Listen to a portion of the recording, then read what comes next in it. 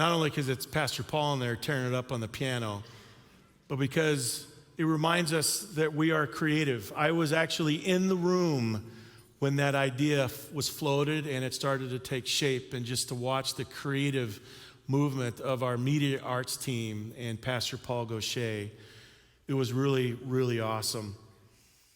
I was able to visit another very creative place this past January. My wife and I celebrated our 25th year anniversary. Again, as I always say, the best 25 years of her life. How you doing? And we went to Europe, and we went to a couple different places in Europe, and one of the places we went to was a place called Lviv. Can you say that with me? Lviv. Yeah, very sophisticated. After a while of trying to say things in a French accent, the French basically said, "You need to leave our country. Go away. You're not making it better." But it was an amazing museum filled with all kinds of art, all kinds of creative energy that's been around in human beings for thousands of years. The realistic art that was hanging on the walls, I've never seen anything like it. It was as if someone took a picture and then blew it up and put it on a wall. The lighting and the shading, the creativeness was awesome. We even got to go on to see the Mona Lisa. A couple things about the Mona Lisa. It's incredibly small. I was like, wow, this could be really big, but it's a really small painting. But her eyes do follow you around the room, which is creepy. Wherever you're sitting at right now, she's looking right at you. So we're able to spend just about 4 hours in the Louvre, way too short. I mean, we barely scratched the surface. The sculptures and the art and the artifacts of human beings from thousands of years ago, creating art, creating. So we left the Louvre and we walked down the street to the Impressionist Museum. And we were able to see art like I've never seen it before. Renoir, Monet, and you get to look at this and you wonder, okay, what's going on in there? And you're able to kind of enter into that picture and all those pictures with your own imagination, being drawn in by this impressionism, and it was amazing, highly creative. I actually put my phone away because I felt it was too holy for me to actually take pictures. And I wanted to remember what it felt like to look at those pictures. However, one of the most creative things I witnessed was in the Old Town Square in Prague. We spent a couple days in Prague, and as you went to this big Old Town Square, there were several food kiosks surrounding the square, and they were selling sausage and ham. I thought they were selling it by the kilo, because I went up to the ham guy. We have a picture of the ham. That's my picture I took over an open fire, the best ham I've ever had in my life. And I went to the ham guy and I go, "I'd like half a kilo." He looked at me like, "You're American. You obviously don't know what the metric system is. We order in grams here, not kilos." But I tell you, that ham was so awesome. I said, "No, let's have a half a kilo." The smile that guy had on his face, ear to ear, and I was eating that ham for days. Put it in my pocket, take it on the trains, didn't need snacks. Well, the most creative thing I saw in that food kiosk area was at the end of the food kiosks. There was actually, down around the corner of these food kiosks, there was a lady, and she had these pastry sticks that she was rolling, and it looked like she knew how to do this for decades. And this pastry that she was making, I later found out was called Trelnik, and it's amazing. It's really, really good. But one of the things that caught my eye is how she made it. Because someone, at some point in time in history, took the creative step, had the creative idea, made the creative decision to rotisserie pastry over an open flame. Now, I love most things over an open flame. And I love that over an open flame. And it was amazing. Now, here's the crazy thing. That will never make it into the Louvre. It will never make it into the Impressionist Museum, but it was one of the more creative things I saw the whole trip. And the smile I was able to put on this woman's face when I ordered half a kilo.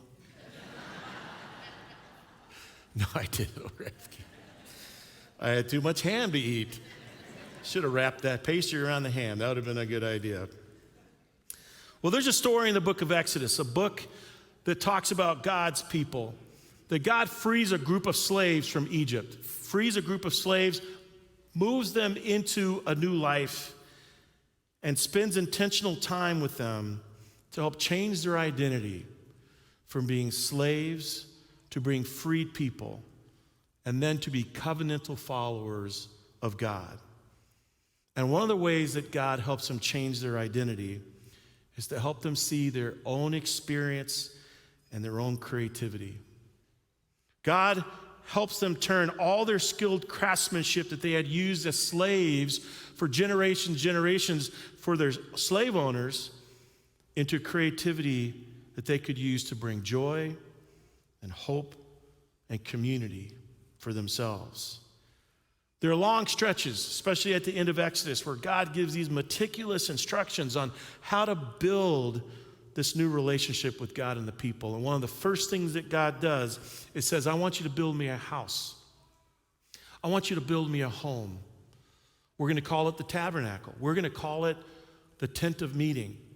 And I want you to build this church so that everybody can always know where I am. And it's a mobile church. It's going to go with you. It's a tent of meeting. Wherever you go and set up camp, I want you to set my house up in the middle of your camp so that you can always know where I am. You never have to wonder. And in order to build this tent of meeting, they had to use their creativity. And they needed creativity from a lot of people. This is what it says in the book of Exodus, chapter 35. And they came, everyone whose heart was stirred, and everyone whose spirit was willing, and brought the Lord offerings to be used for the tent of meeting, and for all its service, and for the sacred vestments. All the Israelite men and women whose hearts made them willing to bring anything for the work that the Lord had commanded by Moses to be done, brought it as a free will offering to the Lord. Moses then called Bezalel and Oholiab and every skillful one to whom the Lord had given skill, everyone whose heart was stirred to come and do the work. There's a lot of detail in this story that we're not going to go into this morning. I invite you to read the end of Exodus. But this mobile church needed everybody's creativity. The church needed everyone to jump in. God gives them these instructions and needs the human, the creativity of the human to bring it alive. But the phrase that pops out for me in all of this reading and instructions was the phrase, everyone whose heart was stirred. That's all it takes to be creative. A stirred heart, a willing heart. And God does the stirring. Years ago, there was an author named Robert Flugum who did a research project. And the research project was all about creativity. And he went to a group of kindergartners and he said, who can dance, who can draw, and who can sing? And guess what the kindergartners said? We all can. Every kindergartner raised their hand. Yeah, I can dance, watch me. I can draw, watch me. I can sing, hear this. Right? Everybody could when they're in kindergarten. And then he goes to like a 4th grade classroom and says, hey, who can sing? Who can dance? Who can draw? And the hands are like, well, I don't know. I think I compare myself with, maybe I can. Then he goes into a middle school. Of course, no middle school kids want to talk about anything ever. Sorry, middle school kids. It was even harder for those middle school kids to go, yeah, oh yeah. And then he went to the high school. Met a group of high school kids. And they said, I'm not in band, I'm not in choir, I'm not in the dance team, I'm not in the art program here. That's somebody else's. And then he went to college students. Guess what college students said? It's not my major. It's not my major. I'm studying math and physics. Now, physics can be highly creative, but we sometimes don't think of it that way. And then he went to a group of adults. Guess what you said, adults? No, I can't, no. Don't put my picture on the fridge. I can't do that, right? There's something about this world that pushes the creativity edge out of us. As we get older and older and older, we begin to compare ourselves with others. And we can't draw as well as others. We can't sing as well as others. We can't dance as well as others. We compare ourselves to things that are in museums called like Le Louvre. And we go, there's no way we could do that. However, God is not done with each and every one of us. God is stirring our hearts. Again, sometimes we can't feel it because we've been to the Impressionist Museum. Now, I think I could maybe do an Impressionist painting versus a realistic painting, because it looks like to me, sorry, sacrilege, they're just like dotting stuff around, and maybe, you're famous enough, you get paid for it. I don't know, I might try.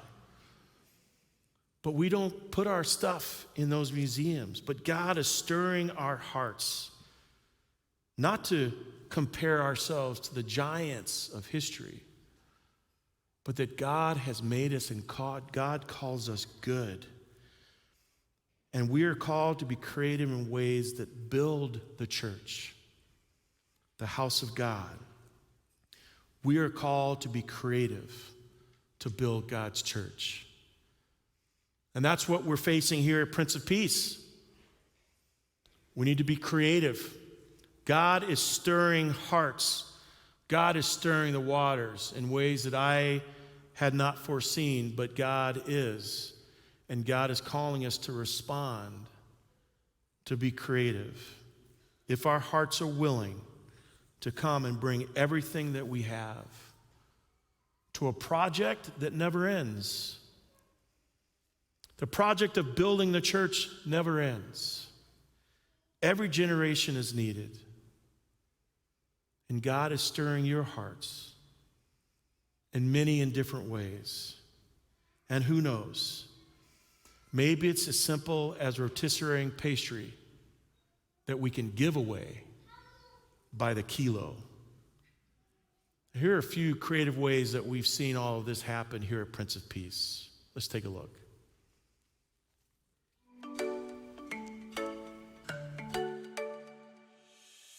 Hi, Pop Kids!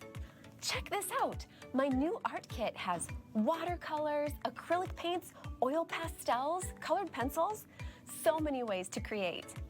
But our Bible story for today about the Israelites building the tabernacle, which was something like a church building that they could pack up and move with them, it teaches us that our creativity doesn't depend on having the best or the fanciest tools. The Israelites certainly didn't. After wandering in the wilderness for many years with just what they could carry, they didn't have just about anything we'd normally use to build a church.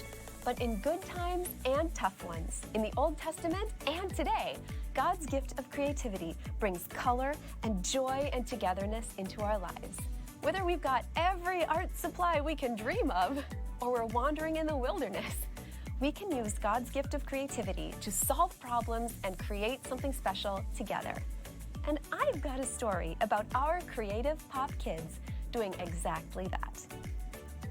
In 2020, I'm sure you remember that most summer camps couldn't open because COVID made it too unsafe for big groups of kids to get together. At Prince of Peace, our Worship Arts Camp team had a big problem. How could our amazing creative kids complete our mission of using our artistic skills to bring joy into the world, connect with each other, and share God's love? Well, just like the Israelites, we used creativity to solve our problem together, and we all shared what we had to build something great. If you were here in 2020, you might even remember being a part of this. Each kid received a basic wood square and a few paint colors. We invited kids to use whatever they already had at home to decorate it, and they sure did. From feathers and jewels to pom-poms and handprints, each kid made their square super special. And when we put them all together, well, in a time when it felt like so much had been taken away from us, together we had created the biggest, most colorful artwork in Pop Kids history. And guess what, friends? We're also excited about our Creative Pop Kids, because creative kids grow into creative adults who keep on using God's gift of creativity to bring joy to their lives, glory to God, and comfort and inspiration to others. Here's a look at just a few of the many ways our pop adults continue to change the world through their creativity.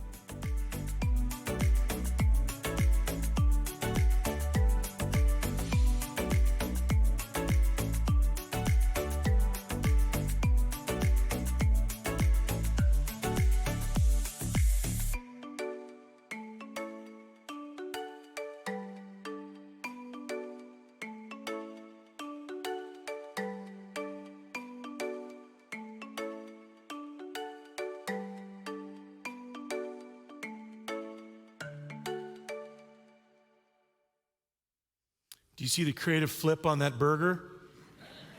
I mean, somebody got it to the right height, got it right back down where it needed to be. I don't know who that was, but God stirred your heart. That's us. That's you. That's Prince of Peace. That's who we are. And if I dig back in through history, that's who we always have been. And that's who we always will be. That's who we are. Even in the midst of change, that's still who we are. God is stirring our hearts.